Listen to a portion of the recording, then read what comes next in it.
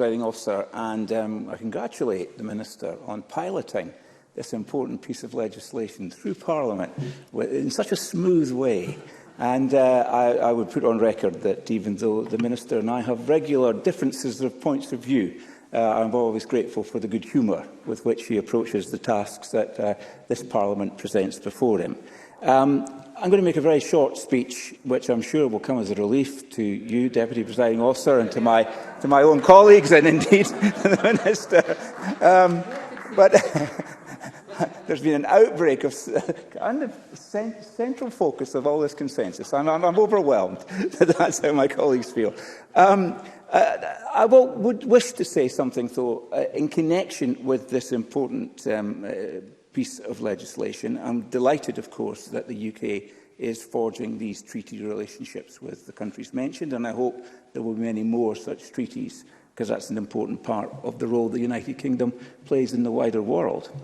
And I think it's important that the wider world and the citizens of the wider world play an important part in the life of our country, in Scotland and in the United Kingdom as a whole. I raised some issues during the during the Stage 1 debate about the importance of the powers that councillors have and the need to protect them from an overbearing standards commission. I was a little bit surprised, actually, that those comments, which probably are not without controversy, were not picked up by anybody. So I'm repeating them now, just in case someone wishes to refer to them at a later date, just in case.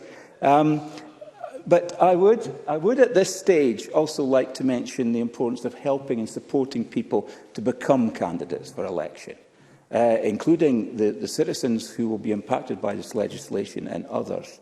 I think it's very important that we make it easy, that we facilitate it, so that people, our friends, our neighbours, those in our communities, that they feel from other countries and within our own communities that they can stand for election. And I think it's incumbent on us, who enjoy the privilege of elected office, particularly in this place, to make it possible to facilitate that.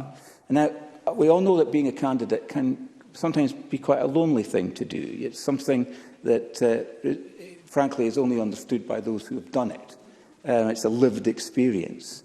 And the fact is, in our politics in Scotland, as soon as someone puts their head above the parapet, they can sometimes become a target. And I think that is a shame. And I think the example that we're probably showing a little of this afternoon in this chamber should be the example that we try and shine a brighter light on for the rest of the country. That is, we can disagree with each other quite strongly. And I think I don't think I could be absolved from responsibility for disagreeing strongly. But I think it's important that we learn how to do that without being personally disagreeable. Just last night I was on a debate night on BBC. We had a very civil debate among the audience and also with the panellists. But, of course, opening my Twitter account this morning, I realised that mentioning that I have children who live in England and grandchildren that live in England has meant that people responded by saying, well, why don't you go off to England and live in England? And I think that kind of unnecessary personal abuse, and that's low-level abuse compared with some of the stuff that you can read on my Twitter account, but I don't think that has a place in our politics. And I hope all of us in the chamber can readily agree with that. I think we need to treat each other with civility. I think we need to avoid personal invective. And I think we do need to support and respect each other. And that can happen here, and it can happen in the broader community of those who are engaged in the political life of our country. That way we will get more and better people coming forward for election. I don't think it does our politics any service if we are seen to be personally bitter and abusive of one another. I would hate to think that we would eventually limit the pool of those who stand for political office to a very small group of hardened party stalwarts. I think that would certainly not be good for Scotland or for our politics. And sometimes I think politicians probably develop a persona that they intend to create to maybe intimidate, maybe scare the opposition. And I don't think we need to do that on a personal level. I think that the battle of ideas that is politics, I think, is a rich place to spend one's life and energy in. And I hope that in itself gives us sufficient reason to want to be engaged. We need good people to stand. We shouldn't be doing anything to put people off. And I think, as I say again, and I feel it bears repetition, that we don't want to limit the pool of people who will stand as candidates for any of our parties to the desperate and the obsessive.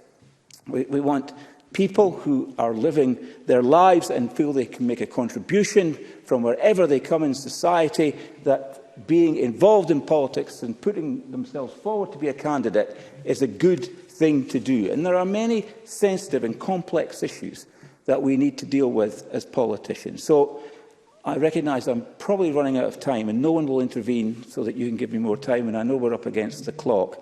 I think there are many things we could say about the importance of candidates, the importance of people serving in their communities, particularly as local councillors. We touched on that at the last time that we met. So I support this bill, Deputy Presiding Officer, and I want to see people encouraged by our example to become involved in politics as candidates, and I'm delighted to have played a part, a very small part, to support the Minister in bringing this bill safely and smoothly through the processes of this Parliament so that we can build a country and a political system that exemplifies the civility, the patience, the kindness and the good humour that has been on exhibition in the Chamber this afternoon.